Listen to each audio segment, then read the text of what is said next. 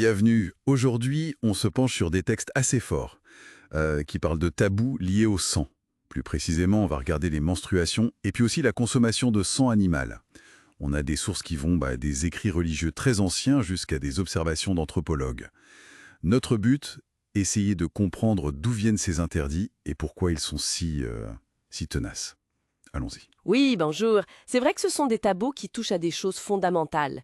La vie, la pureté, le sacré, dans énormément de cultures. Mhm. Et ce qui est fascinant, je trouve, c'est de voir comment ces idées, parfois très très anciennes, continuent d'influencer des pratiques encore aujourd'hui. Alors commençons peut-être par les menstruations. On a un texte ancien, le Lévitique, qui interdit clairement d'approcher une femme pour des relations sexuelles pendant ses règles. Exactement. Lévitique 18.19. C'est une base très ancienne qui a eu une influence considérable. Et ça résonne encore aujourd'hui, vous disiez. Ah oui, tout à fait. Prenez par exemple le judaïsme orthodoxe. Une femme est considérée comme nida, donc rituellement impure, pendant ses règles, et aussi pendant les 7 jours qui suivent. Ça fait au minimum 12 jours. Toujours quand même. Oui, c'est une part non négligeable du cycle. Et elle ne retrouve sa pureté rituelle qu'après une immersion dans un bain spécifique, le mikvé.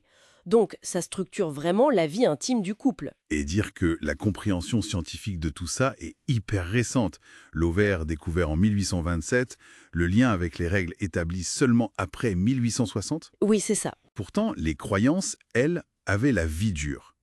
Au XIXe siècle en France, on pensait vraiment qu'une femme réglée pouvait faire tourner le vin, gâter les confitures, le sucre. C'est assez fou, hein? Il y a même eu un article, je crois, dans le British Medical Journal en 1873 Ah oui? qui attribuait sérieusement des jambons qui avaient mal tourné au fait qu'une femme en pleine menstruation les avait touchés. C'est pour dire la force de la croyance. C'est incroyable.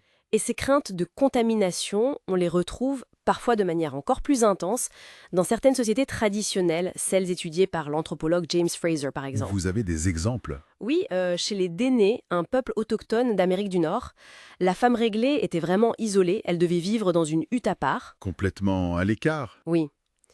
Interdiction de toucher aux affaires des hommes, elle devait boire avec une sorte de tube pour ne pas souiller les récipients communs, porter un chapeau spécial pour cacher son visage, parce que même son regard était jugé dangereux. Le regard, ouais. C'est puissant comme interdit. Très. Et un autre exemple frappant que cite Fraser, c'est chez les Bribri, au Costa Rica. Là, la femme utilise des feuilles de bananier comme assiette. D'accord. Et ces feuilles, après usage, doivent être cachées très soigneusement. Parce que si par malheur, une vache les mangeait, on croyait que l'animal tomberait malade et mourrait. Ah oui, carrément. Et boire dans sa coupe à elle, ça pouvait rendre malade, voire tuer quelqu'un d'autre. Ça montre bien l'intensité de la peur associée à ce sang. C'est clair. On voit bien la charge symbolique énorme.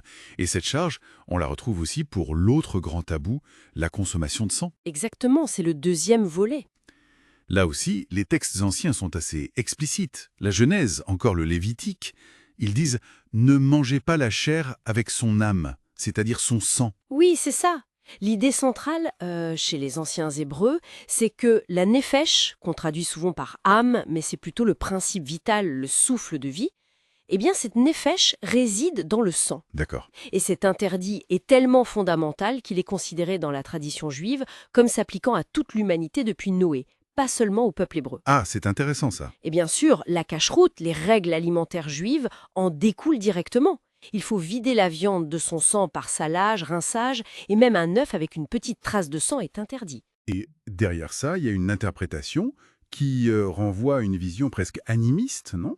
L'idée que si on mange le sang, on mange l'âme de l'animal. Oui, c'est une lecture possible. Et cette âme pourrait se venger en quelque sorte. C'est une interprétation anthropologique, oui. Cette peur d'une sorte de retour de l'esprit de l'animal tué est parfois vue comme une des raisons d'être des sacrifices rituels. Pour apaiser cet esprit. Voilà, l'offrande servirait à calmer l'esprit de la victime et à protéger celui qui a tué ou consommé l'animal. Et Fraser, encore lui, donne des exemples qui vont dans ce sens. Comme quoi, par exemple? Il cite des Estoniens qui refusaient de manger du sang pour ne pas absorber l'âme de l'animal, ou des tribus en Amérique du Nord qui s'abstenaient de consommer le sang parce qu'il contenait pour eux littéralement la vie, l'esprit de la bête. Donc, en résumé, qu'est-ce qu'on peut tirer de tout ça? Ce qui frappe, c'est cette ambivalence constante du sang. Il symbolise la vie, l'âme, mais en même temps, il est perçu comme dangereux, impur, chargé d'une puissance qu'il faut contrôler. C'est tout à fait ça. Que ce soit à travers des règles religieuses très codifiées ou des croyances plus diffuses rapportées par les anthropologues, on retrouve cette tension fondamentale. Oui. Et ça nous amène peut-être à une question pour réfléchir un peu plus loin. Mhm. Même si, aujourd'hui, la science a, disons, démystifié beaucoup d'aspects biologiques du sang, dans quelle mesure est-ce que ces liens ancestraux très forts, le sang comme siège de l'âme, le sang comme potentiellement dangereux ou impur, pourraient encore, de façon subtile, influencer nos réactions? Nos réactions culturelles ou même personnelles. Oui, exactement. Face au sang, même dans nos sociétés modernes, sécularisées, est-ce qu'il ne reste pas quelque chose de cet héritage symbolique très profond?